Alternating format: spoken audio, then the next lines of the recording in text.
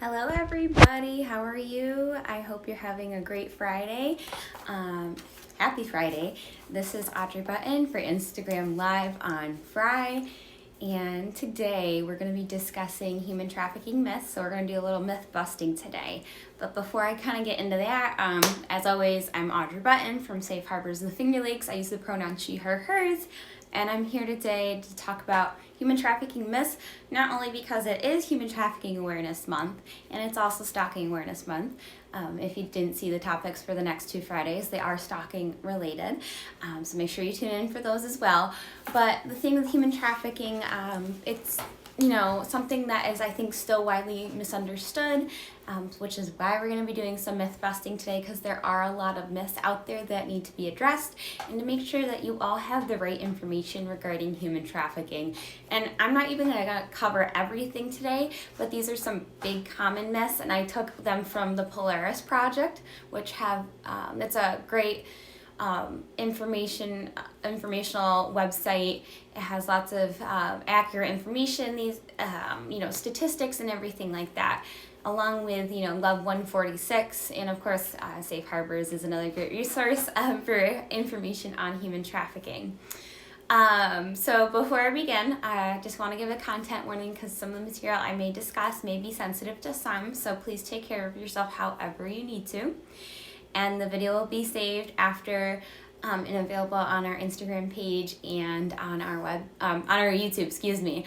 Last week, for some reason, I had issues trying to upload it to YouTube, so last week's video on just human trafficking in general is on our Instagram page still, so if you want to go back and get a refresher, we met with Molly, who's our human trafficking specialist, so make sure you check that out if you haven't yet.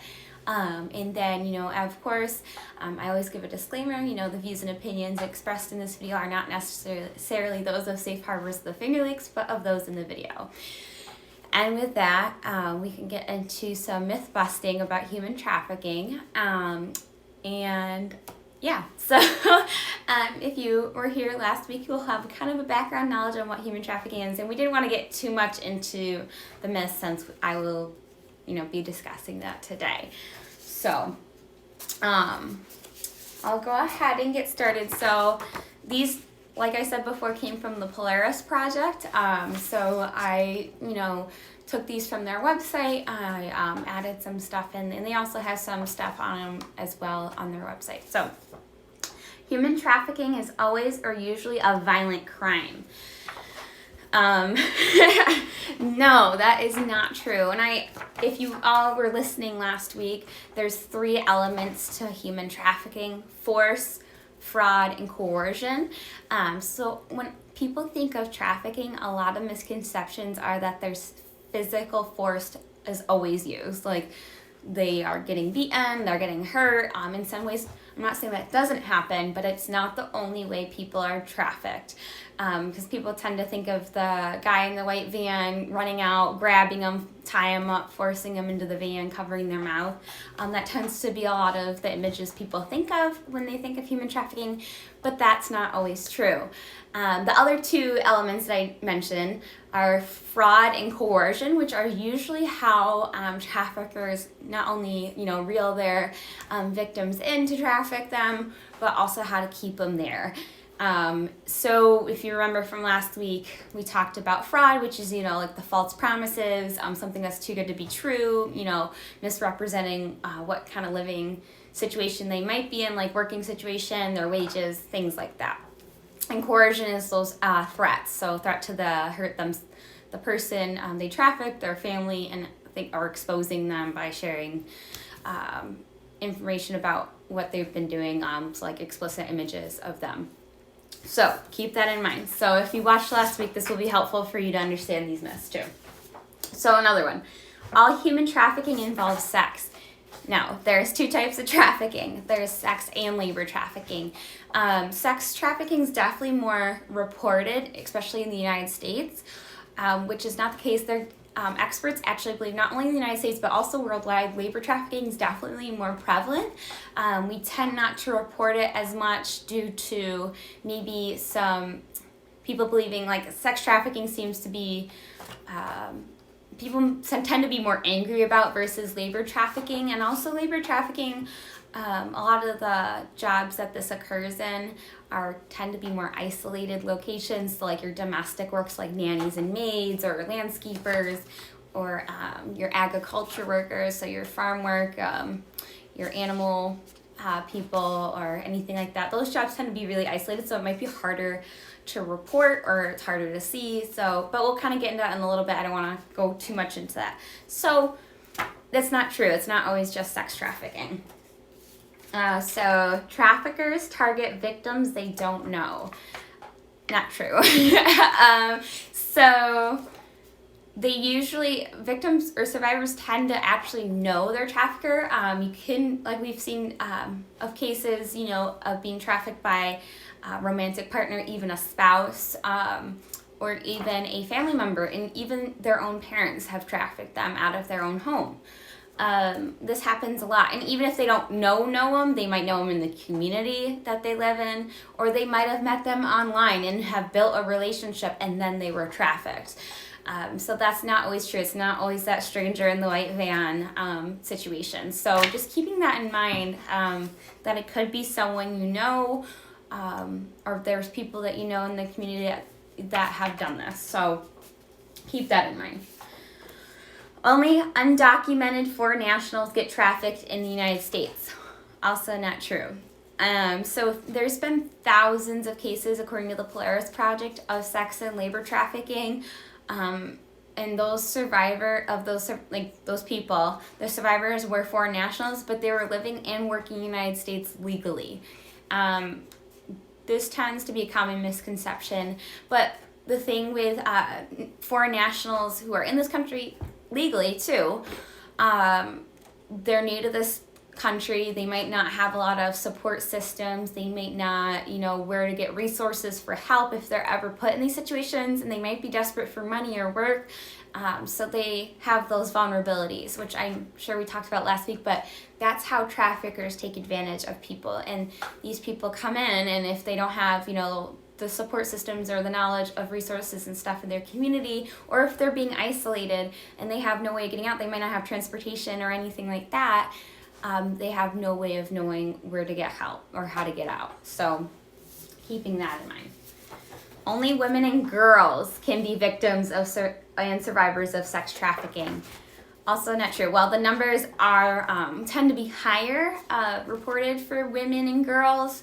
Men and boys have been trafficked. According to the Polaris Project in 2019, out of the 22,326 survivors identified, so this is what was reported or identified, so these numbers could be a lot higher, which they probably are. 15,222 were female identified, 3,003 were male identified, 135 were gender minorities, and then there's 3,966 that were unknown gender identity. So like I said, it's probably underreported, so there's probably a higher amount of males or boys who, or even gender minorities that haven't reported or come forward. So sex trafficking is not limited to one gender identity. Keep that in mind. So human trafficking only happens in illegal or underground industries. Many cases have been reported and prosecuted have occurred in regulated, I should say, or not illegal industries, including not only restaurants, cleaning services, construction, factories, landscaping companies, things like that. It appears normal maybe to the outside person, but they could be, doing illegal things like trafficking for labor or sex or anything like that.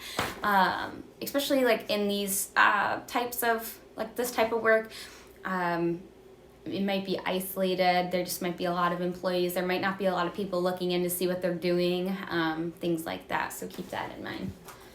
So human trafficking involves moving, traveling, or transporting a person across state or national borders. Don't confuse it with human smuggling, which is what people tend to do with trafficking. It doesn't even require a person to be moved at all. People could be trafficked out of their house. People could be trafficked out of their community. People could be trafficked out of their own town or city, or even within their own state. There's no requirement for movement for someone to be trafficked, because especially nowadays, people are trafficked online, especially for sex trafficking, which can happen out of their own home. So keep those things in mind as well. So if the trafficked person consented to be in their initial situation, then it cannot be human trafficking or against their will because they knew better. So no, because, if there's the force, fraud, or coercion involved, then they are not a willing person. And if they're under the age of 18, so a child, they cannot consent to sex or any sexual things like selling images of any sort. And then also for labor, there are labor laws for minors, so keep that in mind. But if they are over the age of 18 and there's force, fraud, or coercion, then it's they don't consent to that, because there's those three things involved. People being trafficked are physically unable to leave their situations, are locked in, or held against their will. Like I said before, people tend to think of people getting thrown into a white van, getting tied up, putting duct tape over their mouth and chains. That's not always true. That's what we tend to see in like the media or in movies or stuff like that. Traffickers use different ways, not like I said, the force, fraud, and coercion. So it's not always force. They use fraud and coercion to keep their victims and survivors in control. So they might threaten to hurt them or kill their family or withhold money, or make sure they don't have any way to contact anyone outside of that, so like friends or family, things like that. So labor trafficking is only or primarily a problem in developing countries. Like I said before, towards the beginning of this video, labor trafficking is probably severely underreported, and it's not always true. According to the Polaris Project, in the United States alone, in 2019, there was 4,934 survivors of labor trafficking, and most of these were in like domestic work, agriculture, and traveling sales. Like I said, these are isolated types of jobs. Usually, there's not a lot of eyes looking in on top, like in these kinds of jobs. So they're probably underreported. But also, like I said before, people tend to not be as outraged about labor trafficking as sex trafficking, but it does happen in the United States. We're almost there. All commercial sex is human trafficking. So just to kind of backtrack, I don't remember if we talked about commercial sex last week, but commercial sex is, an exchange of sexual act or a sexual image in exchange for something of value, like money or things like that. So like I said, all commercial sex involving a minor, so usually under age of 18, is trafficking no matter what, because they legally cannot consent to it. And an adult who is being forced, there's fraud involved, or they're being coerced in any way, is trafficking as well, because it should be at their own free will that they are participating in that. And then people in active trafficking situations always want help getting out. See, this is where it gets complicated, because each trafficking situation is unique in its own way, and each victim and survivor will respond differently to their trauma and experience. So it should be treated in that way. These survivors have been through quite a bit, depending, on their experience. They could have been doing this for years, months, however long. It doesn't really, matter at that point, because they were guilted and shamed, and, they were humiliated, they were threatened, all these things that they felt like they couldn't leave, or maybe that's what they thought they deserved, or, they didn't want to tell anybody about it because they felt embarrassed about the situation that they were in. And they might not even identify as a victim or survivor of human trafficking. So it can get a little complicated, and especially if this is what they're used to, it might be almost normalized for them to be in that situation. So having someone swoop in and try to rescue them, it might be very difficult for them. But, it takes them a lot of time to come forward and come to the fact that maybe they were a victim and survivor of human trafficking and reaching out for help. But the best thing you can do is, be a good support, know where to turn to help, get help, safe harbors of the Finger Lakes. And they might not even realize that they're going through it until later. So to kind of go on that note with myths about trafficking, I really want to touch upon some stuff that's been in the media recently, especially. I don't know if you all remember, but kind of back in the summer of 2020, which was already several months ago, it's crazy to think that because we're in 2021, there was a trend. I don't know if anyone really saw it on social media, but it was like hashtag save our children, hashtag save the children. And I want to talk about why those movements can be harmful to, spreading misinformation, things like that about trafficking. We really want people to be aware of trafficking, but the thing with the hashtag save our children, hashtag save the children movement is that it spread a lot of misinformation about trafficking. And unfortunately, if that's giving people the wrong idea and they don't really know what trafficking is all about, then there tends to be a lot of stereotypes that float around. And that's only going to hurt the victims and survivors of trafficking if we're not getting the right information. And there's organizations and people who have worked really hard to make sure there is the right information going out to everybody, which is why I highly encourage everybody to always, try to find accurate information about trafficking. So you can go to the Polaris Project. .org, or you can go to NECMEC, which is the National Center of Exploited and Missing Children. You can go to Love 146. You can go to Safe Harbors. You can always give us a call, and I always give our contact information at the end. So if you ever had more questions or you're not really sure what this is all about, because it can be very complicated, which is why this is kind of setting us back because of this misinformation that's being spread. And just to kind of give a couple examples of the hashtag Save Our Children, hashtag Save the Children thing that was going on over the summer. It just promoted a lot of conspiracy that, a lot of well-known figures in politics and entertainment were doing these things. They were trafficking people, but there was no documentation or any reports from law enforcement of any sort to back this up. Or the people who claimed to be victimized by these people had nothing to back up, which I'm not saying it didn't happen. There's just a lot of conspiracies going around about it, which can be harmful to the people who are actually experiencing this. They used a lot of stereotypes that promote ethnic, religious stereotypes of who a trafficker looks like or who a trafficker is. A trafficker can be anybody. They don't have to be a specific race, a gender, ethnicity, anything like that. It can literally be anybody. So keeping that in mind, there's no set profile of what a trafficker looks like. Because there are prominent figures or well-known figures in the communities or who have good influence in the community that could be a trafficker. Like I said, traffickers know what they're doing. They use the force, fraud, and coercion to, have control over their victims. And so just keeping that in mind. And there was a lot of imagery going around about what trafficking looked like. There was a lot of white vans, zip ties tying people up, covering their mouths, chains, which I just talked about how that's not what trafficking always looks like, obviously. So it's just, with that imagery, it's just suggesting violent abductions all the time, which is not true. That kind of dehumanizes survivors. Like, oh, well, if this didn't happen, why would they, let this happen to themselves? And it's a lot more complicated than that.